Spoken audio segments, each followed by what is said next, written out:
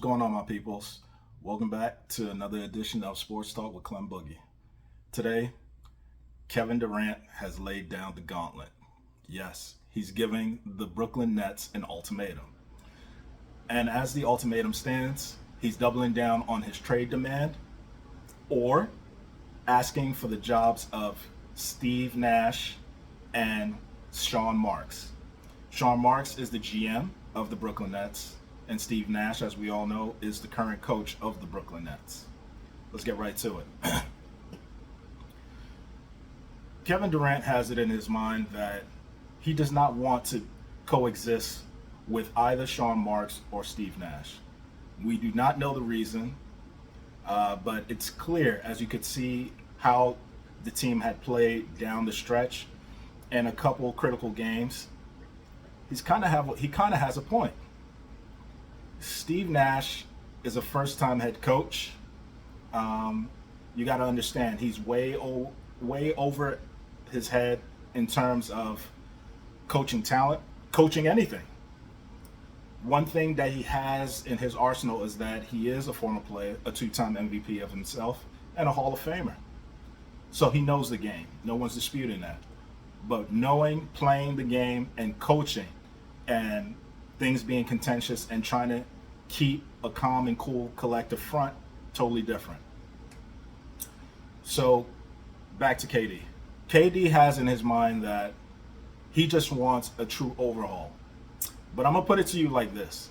KD asked for this trade well over a month ago, maybe 2 months at this point. The draft had came, free agency had hit, and lo and behold, KD asked for this trade. Now, what could be really going on? I don't know. Neither do you. None of us know. But in a previous video that I had, I talked about how KD's personality might be and how we all come to know someone who's similar or possesses similar traits to him. When he has his foot down and his heels dug in, he's not going to change his stance. Now, don't get me wrong. KD, it has legit props. He's very renowned. He's a smart man. But right now, things are looking very shaky. In terms of this upcoming season, I don't really know, because KD's personality and his upbringing, we all know he just wants to hoop. But at the same token, I just don't know, because he is up there in age, basketball years. He's going to be 34, I believe, sometime in September. And, the time is coming, and we've all experienced that. The time is coming. He's not getting any younger. He suffered a traumatic injury in the Achilles rupture and, various nicks and knacks, as it goes along. But at the same token, what does KD really want? Maybe he wants some leverage, but then again, he doesn't have any, simply because he signed an extension. He took it upon himself to sign the extension, 4 years at that. So, leverage, nah, it's gone. Trying to get two vital components of a franchise fired, it's happened. You don't hear it often. It's more behind the scenes or, some stories, trials and tribulations, things of that nature. But at the same token, to be upfront with it, blunt, I say, never happened. Definitely unprecedented. I just don't know what KD is hinting at. I do know it's a very contentious, uncomfortable environment.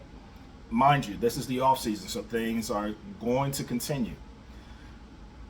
At first, people had a long laundry list of things that it could have been. It could have been Kyrie's stance on things, how he moved, how he just basically overall operated and handled his business.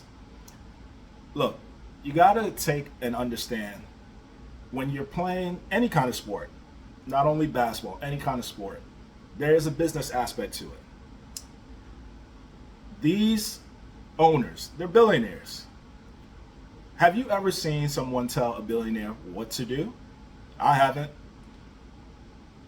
Until that day comes, I don't really think KD has a real leg to stand on this. Following their meeting, Joe Tsai had put out a tweet saying he backs the coaching staff and Sean Marks. So what does that say? One of two things.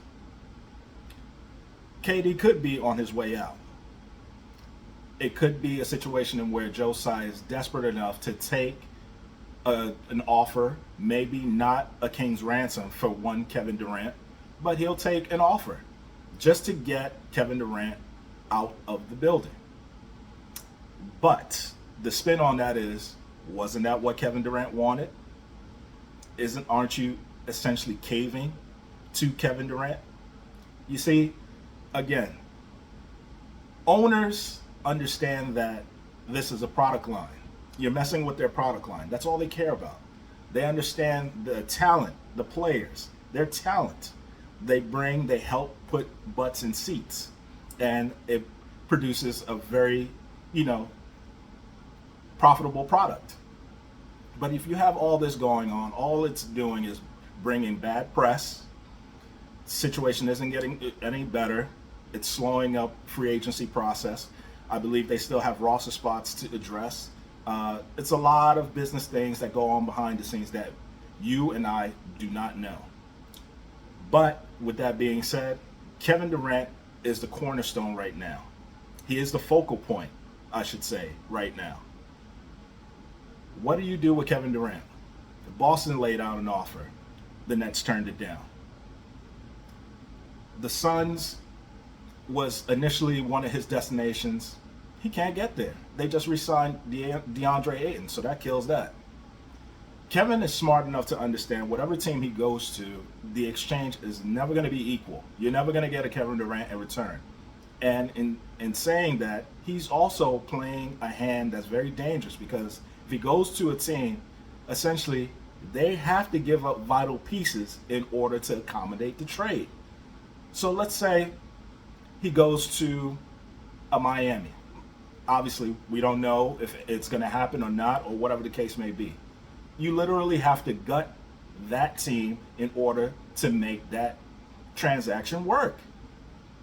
Doesn't make very much sense. But something tells me Kevin Durant is smart enough to understand that. But why isn't he expressing it? Probably just doesn't want to show his hand. And I get it. The owners, again, especially the owner in this situation, Joe Tsai, has all the leverage. If he wants, he doesn't have to pay attention to Kevin. He could just let Kevin sit there and pout. Many people have said, you're going to pout and play. I mean, that's definitely an approach that could be taken. It's happened. It's never a nice thing, but it's happened. But Kevin is too professional for that.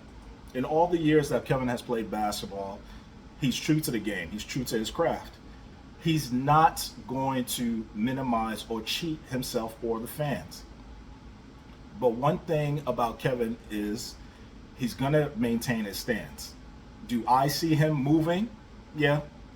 I think if things get contentious enough, it might be on the move. It might not be at the beginning of the season or this current off season, but, trade deadline, somebody will make a move. One thing we understand in business, whether it's sports, any kind of business, if people are desperate enough, they're willing to pull that trigger and make something happen. If someone really wants something to work, they will accommodate and make all the necessary moves to make it work. Moral of the story is, Kevin Durant is playing chess, in my opinion. He knows that Brooklyn has no intentions on trading him, but he's going to do it in a way, he's going to make moves and make statements to make it uncomfortable. You've played for Steve Nash. You had a hand in the hiring of Steve Nash. You've had numerous talks with Sean Marks. You have relationships. You essentially have big time relationships with them. They trust your instinct, and they, trust, whatever you bring to the table. Why now is the question. Why? Let me tell you, if you don't get your way, you start to figure stuff out. There's always that proverbial back door. We've all used it. We've all understood that there are ways to if you feel attacked or antagonized, you'll find a way to get out. You'll find a way to, switch the situation around, flip it. And that's what Kevin is doing right now. As it comes to Steve Nash, I don't think he's the fit. I've never thought he was deserving of the job. I think it's a case of, it was Sean Marks helping out a friend. We've all done it. But in this case, it didn't work. Playing with the Brooklyn Nets, there's high expectations. They're always going to be at, betting fronts. They're going to be the front runners to win a championship, definitely winning the Eastern Conference. And they failed on both of those fronts these past 2 years. When Kevin came and Kyrie came as well, they gutted that team. If memory serves it, they had a very good team. They had draft capital, young nucleus, and they traded all that away. I think what Brooklyn is trying to, obtain as far when it comes to the owners and things of that nature, they want their control back. They do not want it to seem that Kevin Durant has his iron claw all over the franchise.